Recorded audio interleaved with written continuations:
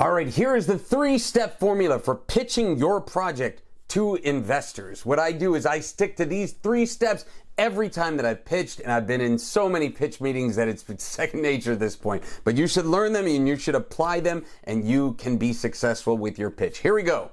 Number 1 is you want to try to research the potential investor that you're talking to. Now, you may not have a full page with, that when the person says you're talking to this person, Bob Jones, and you Google that person, it's got a whole page, and this is what he enjoys and likes to invest in. That may not always be the case, but if you can get details of the person, I always try to Google that person and find out, all right, what are they interested in, right? And you notice that Bob plays in this tennis association. You go, oh, fantastic, this is great. My movie has a tennis scene in it. I'm going to bring that up in the meeting. Okay, and so failing, say that there's no Google presence. And the other thing that I'll do is I'll ask the person that's making the introduction, hey, tell me about Bob. Like, what is he like, and blah, blah, blah. Try to get some information. Failing all of that, if the person says, well, I don't really know him that well, I'm just making the intro, any of those things happen and you're not able to get the information before the meeting, before the pitch, you start the pitch by just saying, hey, Bob, tell me about your business, and start to listen to the information there. Don't be thinking the whole time, well, he's telling me about this, but all I'm doing is waiting for my chance to get my pitch in. No, listen and find out what that person's potentially interested in. Say they're pitching all this faith-based stuff. Yeah, they're building a new church or something like that, and you had like the worst, most graphic horror movie, prior to the pitch, you wish you would have known that, but so then maybe you shift it up and you go, all right, I have this other film that may be right for him or her. But researching the investors is the first and probably most important step as far as pitching goes. Step 2 is be prepared. Now, what do I mean by this? Well, I have done tons of webinars, and we have the video series on prepping your project and getting the project ready. And what I mean by that is having all your ducks in a row. You don't go in there and you pitch and the person says, this sounds great, I'd love to see a business plan. And you go, all right, we're working on that.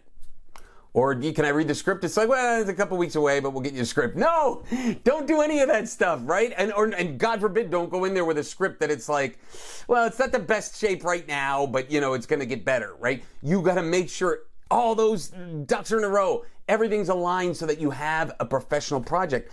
Remember this, it's super important. Once they label you as an amateur in their head, you will never lose that, right? It's gonna long hill to climb to try to reverse that.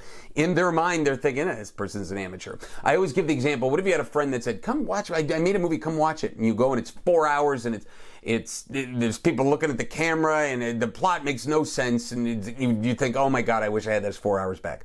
If 2 months later that friend was like, hey, I have another movie, would you like to come see it? You would make every excuse in the world not to see that movie, because you'd be like, oh my God, I've already experienced what this person has done before, and you've labeled them as an amateur. You never want to be labeled as an amateur, so be prepared before you pitch. Number 3, and this goes specific to the pitch, is have energy, right? If we talk about energy on a scale of 1 to 10, right? And 1 being the lowest, 10 being the highest, you don't always have to be a 10. Now, I'm a 10 at a lot of times, right? I've always had life energy. I'm a huge energetic person.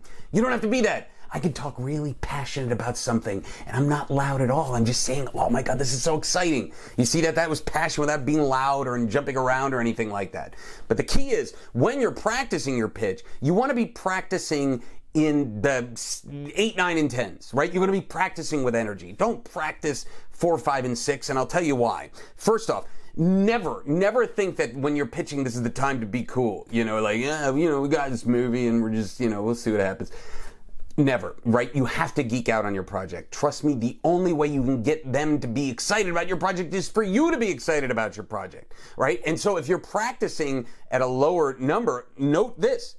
Every single time I've pitched, and hundreds of pitches, every single time, it's always going to be less, right? There's always going to be little curveballs that come in. So if I'm practicing at a 9 or 10, when I get in there, it's going to be a 7 or an 8, maybe a 9, maybe if I'm lucky, right? So it's always going to go down. So understand that. If you're practicing your pitch at a 4, 5, and 6, when you get in there, you're going to be 3, 4, 5. You're never going to get the money with 3, 4, 5s on energy. You have to be high up in that end. So when you're practicing, have that excitement, have that energy. You need to be excited about your project. You need to geek out for your project, and then you can get that potential investor to be excited and to geek out for you and your project.